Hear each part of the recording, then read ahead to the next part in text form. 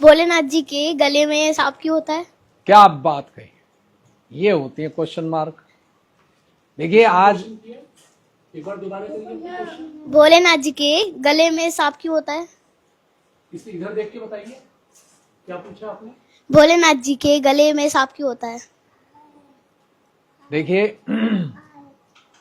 हमसे तो आप कोई भी सवाल कर सकते हैं, संसार का, गृहस्थी का, पढ़ाई का, हैं, क्राइम का, नशे का, और उसको हम जवाब देंगे प्रूफ के साथ। साइंस जो है ना वो प्रूफ मांगती है, आध्यात्म जो है ये प्रूफ है। ये जो कन्या जिमाते हैं, संसार का कोई इंसान ये नहीं बताएगा क्यों खिलाते हैं आज, बाकी दिन क्यों नहीं खिलाते। मेरा सवाल है पूरे विश्व से है। और जो शंकर भगवान का जो सर्प की बात करी आपने, उनके गले में सर्प क्यों रहता है? वो सर्प जो है वो कन्या का रूप है। जो कन्या है ये हमारे शरीर में है।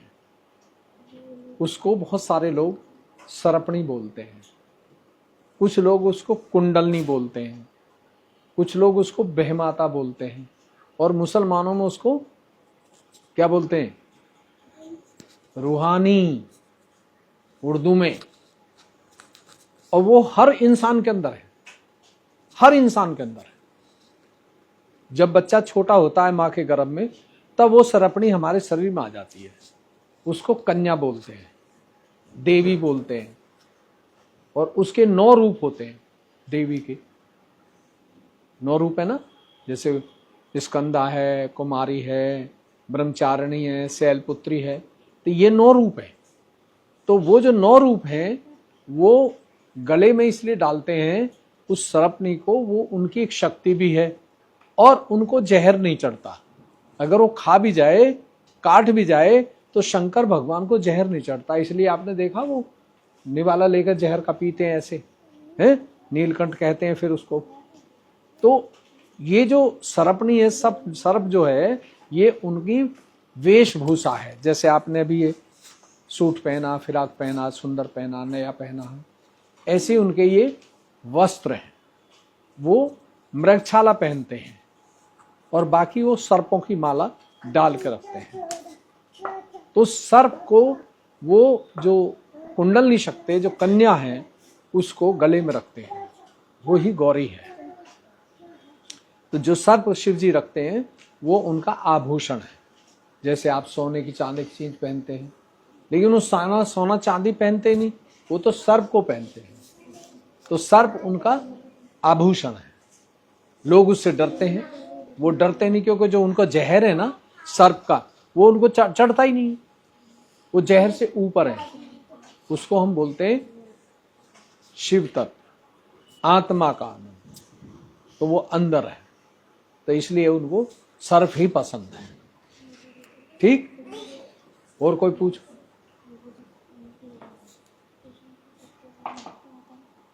कृष्ण के सिर पे मोर का पंख क्यों है? कृष्ण जी के सिर पे मोर का पंख क्यों है? हाँ, देखिए सवाल बड़े बच्चे इनके सवाल है, लेकिन बहुत बड़े सवाल कर रहे हैं ये। बच्चे छोटे हैं। एक बार बेटा इसमें देखकर पूछो आप अपना सवाल, तो यहाँ पर सबको आपका चेहरा भी दिखाई दे। जोर से बोलना। कृष्ण जी के सिर पे मोर का पंख क्यों है? श्री कृष्ण के मुकुट पर मोर का पंख क्यों होता है? अब ये सवाल तो आपने ऐसा पूछा है, इसका वर्ल्ड में कोई जवाब नहीं देने वाला हो। कितने बड़ा पहुंचो पंडित नहीं बताएगा। श्री कृष्ण को मोर का पंख इसलिए लगाया जाता है कि मोर जो है वो शुद्ध होता है। मोर और मोरनी बहुत शुद्ध होते हैं, और वो जैसे शादी के बाद पति पत्नी होते हैं, है नहीं, तो उनका प्रेम होता है नहीं, और जब वो प्यार करते हैं तो बच्चे को जन्म देते हैं। लेकिन जो मोर और मोरनी जो होते हैं, उनको एक शराप लगा था कृष्ण भगवान को। जब वो श्री राम के रूप में आए थे तो उन्होंने समाज के कारण सीता जी का त्याग कर दिया था कि रावण के वहां रही थी और ये अच्छी नहीं है, इनका चरित्र अच्छा नहीं है। जबकि वो आदि शक्ति थी और श्री राम को पता था कि ये सही है, लेकिन समाज ने उनको जीने नहीं दिया। जैसे आजकल बहुत सारे पंडित, बहुत सारे मौलवी हैं, वो ये बताते हैं ये करो, ये नहीं करोगे, ये करोगे, तो उससे आदमी जो है परेशान रहता है। तो मोर और मोरनी जब प्यार करते हैं तो वो आंखों से जो आंसू बहता है प्रेम का, उसको पीती है मोरनी, उससे गर्भ धारण होता है। इसलिए वो जो मोर जो पंख रखते हैं ऊपर, वो इसलिए रखते हैं कि उनको ये पहले श्राप लगा था, उनको ज्ञान हुआ, फिर उन्होंने समझा कि जो मैंने किया था उसकी वजह से ही उनको कृष्ण भगवान का जन्म मिला था। लेकिन पावर उनकी बराबर थी, जो श्री राम के पास थी वही पावर कृष्ण भगवान के पास थी। लेकिन उन्होंने मनुष्य सुख नहीं देखा, मनुष्य सुख नहीं देखा, उनको ये श्राप था। इसलिए राधा जी उनके साथ थी, लेकिन बच्चे का जन्म नहीं हुआ। बच्चे का जन्म जीसस क्राइस्ट के रूप में हुआ था, फिर जो कि मदर मैरी से जन्म लिया था। वो कृष्ण भगवान, आपने देखा ऐसे ये 2 उंगली रहती हैं जीसस क्राइस्ट के, ऐसे रखते हैं ना, तो ये कृष्ण भगवान ही फिंगर है और ये मदर मैरी, ये 2 ऐसे रखते हैं। ये लक्ष्मी बोलते हैं इसको, उधर मदर मैरी बोलते थे, चीज एक ही थी। तो इसलिए कृष्ण जो जीसस क्राइस्ट है वो कृष्ण भगवान के पुत्र थे। तो वो अपनी माँ को और पिता को दोनों साथ रखते थे। बड़ा गहन विषय है, ये जल्दी से नहीं पकड़ पाएगा कोई, लेकिन मैं बता रहा हूं आपको। उसके बाद तब उनको ये क्राइस्ट के रूप में जो पूजा होती है वो कृष्ण भगवान के रूप में भी होती है, लोगों को नहीं पता है। और मन में कोई सवाल हो पूछ लो, फिर मेरा भी होगा सवाल। राधा रानी ने इमली को क्यों श्राप दिया था? राधा रानी ने इमली को क्यों श्राप दिया था? किसको दिया था? इमली के पेड़ को। इमली के पेड़ को राधा रानी ने? भैया राधा रानी जो इमली का पेड़, राधा रानी कौन थी? राधा रानी का नाम कहां से आया? ये वेद शास्त्र में तो मुझे कहीं मिला नहीं। ये राधा रानी जो है थी, उन्होंने ये कहां से सुना आपने, किससे सुना? मैम थी, उन्होंने बताया। हाँ, तो बुक में तो नहीं है ये इमली है? कौन सी बुक में? क्या नाम है, कौन सी क्लास की है?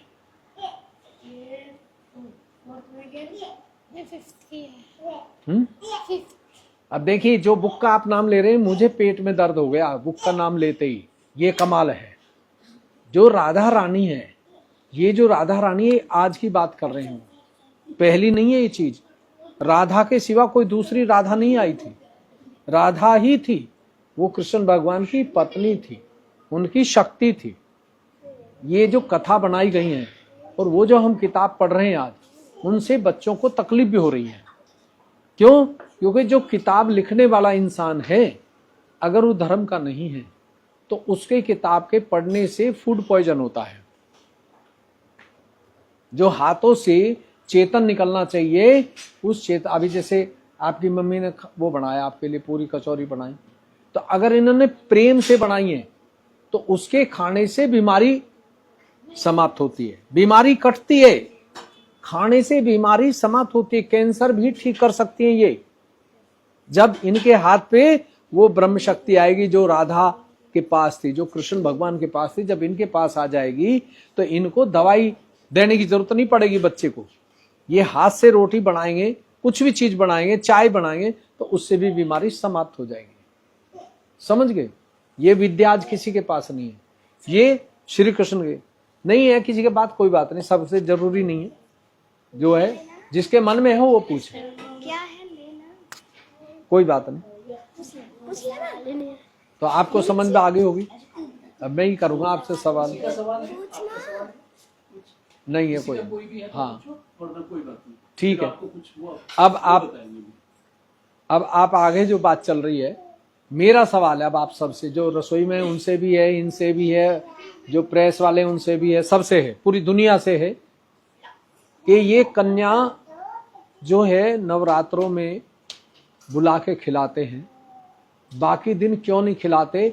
इसी दिन खिलाने से क्या फायदा है? और जो नहीं खिलाते उनको ऐसा क्या कष्ट रह जाता है? पूरे विश्व से सवाल है मेरा, पूरे संसार से, क्योंकि हम गुरु के रूप में हैं और साधारण कपड़ों में हैं। तो कोई भी बताए, कोई भी दर्शक बता दे, जितने भी दर्शक देख रहे हैं इस समय, ये सत्ययुग टीवी चैनल पे चल रहा है, पूरे वर्ल्ड में जा रहा है। तो कोई भी संसार का पंडित, ज्योतिषी, इमाम, आचार्य, कोई वेद बता दे कि आज के दिन ही क्यों खिलाया जाता है और खिलाने से क्या फायदा है। क्योंकि नवरात्रों के दिन कन्या खिलाई जाती है, तो कन्या के दिन इसलिए खिलाई जाती है क्योंकि माता रानी का आशीर्वाद हम सब पे रहे, जो जो खिलाते हैं उन पे रहे, और घर जो भी पर प्रॉब्लम होती है वो सब ठीक हो, इसलिए खिलाई जाती है। और जो नहीं खिलाते हैं उनका पता नहीं मुझे। वैसे बिटिया ने काफी मेहनत की है, काफी सोच समझ के, लेकिन मेरा सवाल ये है कि बाकी दिन क्यों नहीं खिलाते? एक साल में ही दिन में बाकी दिन खिला दो। भूखा आदमी तो कभी भी खा लेता है। अब आज तो सभी 10 खिलाएंगे तो 10 सब शुरू में बढ़िया खाते हो, फिर पेट भर जाता है, फिर तो जमा करते हो कि भैया इसमें रख दो, घर जाकर खा लेंगे। ऐसे ही है ना? बाकी दिन क्यों नहीं खिलाते? कोई नहीं बताएगा इनको, कुछ नहीं बताएंगे।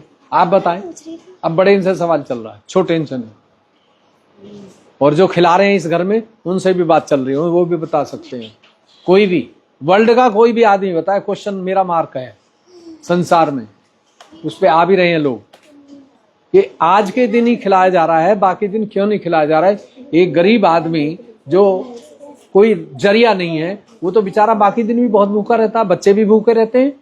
आप झुग्गी झोपड़ी में जाकर देखिए, बच्चे को बेचारे को खाना भी नहीं मिलता है, और उनके माँ बाप जो कमाते हैं, कोई दारू पीता है और किसी घर में ज्यादा बीमारी होती है तो उससे परेशान हो जाते हैं।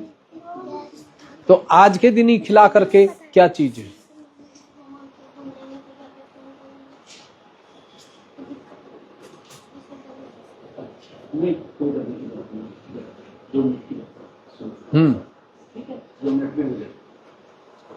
तो कहने का मतलब, देखिए ये जो कन्या जिमाते हैं ये किसी को नहीं मालूम है।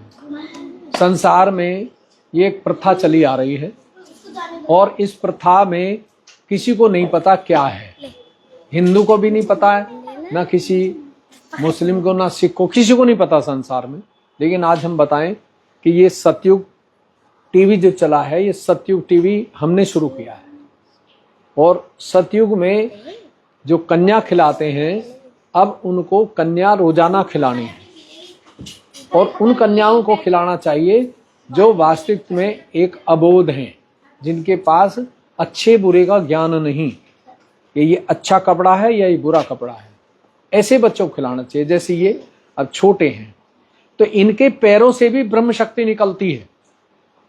कन्या का मतलब ये होता है कि जो अबोध बच्चा आया है उसके पैरों को धो के बहुत सारे पानी भी पीते हैं, तो उनके 3.5 साल से पहले के बच्चे को हमें खिलाना चाहिए, और 3.5 साल के बाद में जब वो समझने लगता है अच्छा बुरा क्या है, तब कोई फायदा नहीं है, क्योंकि उसके पैरों से भी ब्रह्म शक्ति निकलती है, बच्चे के पैर से भी, और उनके खिलाने से हाँ वो अपना वो लगा रहे हैं प्लेट्स वगैरह फिर खाने के लिए। इनको क्या आत्म साक्षात्कार देंगे? हाँ दे दो। ऐसे हाथ खोलो 2 मिनट के लिए, चलो तुम्हें प्रैक्टिकल लगा। हाँ दीदी ऐसे हाथ कर दीजिए। हाँ 2 मिनट के लिए ऐसे हाथ खोलो, ऐसे हाथ खोलो दोनों में। एक बार इधर रख दीजिए और बैठ जाइए एक बार। हाँ यहीं बैठ जाओ। आप भी नीचे बैठो, आप भी नीचे बैठो। हाँ दोनों हाथ ऐसे खोलो, ऐसे सभी खोलो। काना तुम भी खोलो भैया, सबको खोलो, सब दोनों हाथ ऐसे खोल कर ये पूछो। साइड में रख लो अपने पास में, उसको माइक को साइड हो जाएगा, हो जाएगा। दोनों हाथ लाओ, मुझे दे दो ये माइक मुझे छोड़। दोनों हाथ खोल के ये पूछो कि हे भगवान, हे देवी माँ, क्या तू इस धरती पर प्रलय से पहले, क्योंकि अब दुनिया में प्रलय चल रही है, प्रलय से पहले इस संसार में आ चुकी हो? कन्या माँ के रूप में, कन्या माँ के रूप में आ चुकी हो, और हमारे साथ जन्मों से हो, हमारे साथ जन्मों से, पिछले जन्म में भी थी, आज भी हो। तो हमें आशीर्वाद दो, जैसे गणेश जी को दिया था गौरी माँ ने, जैसे जीसस क्राइस्ट को दिया था, महात्मा बुद्ध को दिया था। हमें पूरा आशीर्वाद दो जिससे इस घर में बरकत हो जहां हम आए हैं, और जो यहाँ बना है प्रसाद ब्रह्म शक्ति से, उसको हम खा करके अच्छे हो जाएं, और जो घर में लेके जाएं और खाएं उनका नशा बंद हो जाए। ये 2 मिनट के लिए मांगो कि हे भगवान हमें वो आशीर्वाद दो जो गणेश जी को दिया, हमें वही आशीर्वाद दो जो गणेश जी को दिया था। हमें गणेश बना दीजिए, गणेश के गुण दीजिए, जहां हम जाएं वहीं अच्छा हो जाए, हमारे घर के अच्छे हो जाएं, हमारे खाने से, खिलाने से, खाना बनाने से नशे की आदत छूट जाए। कैसी भी लाइलाज बीमारी है, कैंसर तक को खाने से ठीक करें, ऐसी हमें हमारे हाथों पे ब्रह्म शक्ति दीजिए, शिव शक्ति दीजिए, राधा की शक्ति दीजिए, कृष्ण भगवान की शक्ति दीजिए। अब दोनों हाथों पे देखिए कि दोनों हाथों पे हल्का हल्का ठंडा आएगा। दोनों पे ठंडा है तो ब्रह्म शक्ति अच्छी है और आपके शरीर में बहुत अच्छा है। अगर एक में गर्म एक में ठंडा है, ठंडा आ रहा है। अब दोनों हाथ ऊपर करके पूछो ऐसे, और पूछो कि हे भगवान, क्या यही ब्रह्म शक्ति है? क्या यही सरपणी देवी है? क्या यही कन्या की शक्ति है? इसी शक्ति से भविष्य में सब बीमारी, परेशानी, काली विद्या दूर होगी। क्या यही शक्ति नशे को छुड़ाएगी? क्या यही शक्ति हर मंदिर में मिलती है या नहीं मिलती है? इसी से हम परख करेंगे असली मंदिर मस्जिद का, गुरुद्वारे का। अब देखो, अगर ठंडा बढ़ रहा है पहले से ज्यादा तो ये बात सच है। इसको आत्म साक्षात्कार बोलते। अब दोनों हाथ सामने कर लीजिए। बढ़ रहा है ना? हाँ। और ये जो काले धागे पहनते हैं ना, पैर में भी बांध रखा, ये माँ जो होती है ना, इनको पता ही नहीं है बेचारी, इनको ये काले धागे बिल्कुल नहीं बांधने चाहिए, नहीं तो बच्चे को जिंदगी में ऐसी बीमारी लगेगी जिसका इलाज ही नहीं होगा फिर। और मान को पता नहीं है। ये ब्रह्म शक्ति जिसको आती है उसको कुछ नहीं करना, और ये रोजाना मांगना है 2 मिनट उठते ही। आशीर्वाद दो, खिला दो, दे दो। अब ये जो खाना खिलाते हैं ये भी एक ब्रह्म शक्ति से बना हुआ होना चाहिए। दे दो। अरे इन्हीं की प्लेट में रख दो ना, इन्हीं की प्लेट में रख दो। और क्या आपको कुछ बताना है तो गुरुजी, मैंने कैमरा आपके ऊपर में किया हुआ है, बता सकते हैं। देखिए, ये जो खाना परोस रहे हैं अभी देख रहे हैं आप, तो ये खाना जो है एक उस स्त्री के हाथ से बनना चाहिए, वो भी एक कन्या है, वो भी एक कन्या है। अगर उसके अंदर से ये ब्रह्म शक्ति हाथों से जो अभी हमने कराया है, अगर ये ब्रह्म शक्ति बहती है तो जो खाना बन के आ रहा है, और किसी बच्चे को भी कोई तकलीफ होगी तो वो तुरंत ठीक होगा, तुरंत, इसमें कोई देर नहीं होगी। तो इसीलिए ये जो खाना बनाया जाता है ये प्रेम से बनाया जाता है, और इस खाने को जिसको भी आप खिलाएंगे उसको भी आराम होगा। कैंसर तक को खाने से आज के बाद ठीक कर सकते हैं, माइग्रेन को ठीक कर सकते हैं, पेट की एसिडिटी को, जो गैस बनती है जिसके लिए लोग तंबाकू खाते हैं, शराब पीते हैं और तरह तरह के नशीले पदार्थ, हजमोला खाते हैं, पेट की दवाई खाते हैं, उसको भी एक स्त्री जो ब्रह्म शक्ति से उत्प्रोत है, जो आत्म साक्षात्कारी औरत है, वो अपने हाथ की रोटी से किसी भी बीमारी को आज के बाद ठीक कर सकती है। ये गारंटी है। सतयुग टीवी चैनल चैलेंज करता है, पूरे संसार को घोषणा है आज, लेकिन कोई भी इस बात पे बात नहीं करता है। तो जो औरत सुबह हाथ ऐसे खोल के मांग ले कि मां मुझे बेटी हूं, आशीर्वाद दो, जो गणेश जी को दिया था, जो महात्मा बुद्ध को दिया, जीसस क्राइस्ट को। तो जैसी मांगेगी और ये हाथों पे ठंडा आया, फिर वो रोटी बनाएगी, और जो भी रोटी खाएगा उसके हाथ की, वो नशा कर नहीं सकता, अंदर से ही बंद होगा, क्योंकि ये कुंडलनी की शक्ति है। और जिसके पास ये रहेगी भविष्य में, वो ही चाहे झोपड़ी में रहे, वो भी गुरु है, स्त्री पुरुष भी गुरु है, और बच्चा भी एक गुरु है। अगर ये शक्ति नहीं है तो कुछ भी नहीं है। तो आप 3 महामंत्र लेके शुरू करते हैं, ठीक है? महामंत्र ले लीजिए। हाँ। ओम त्वमेव साक्षात् श्री महालक्ष्मी महासरस्वती महाकाली त्रिगुणात्मिका कुंडलिनी साक्षात् श्री आदिशक्ति माताजी श्री निर्मला देव्यै नमो नमः।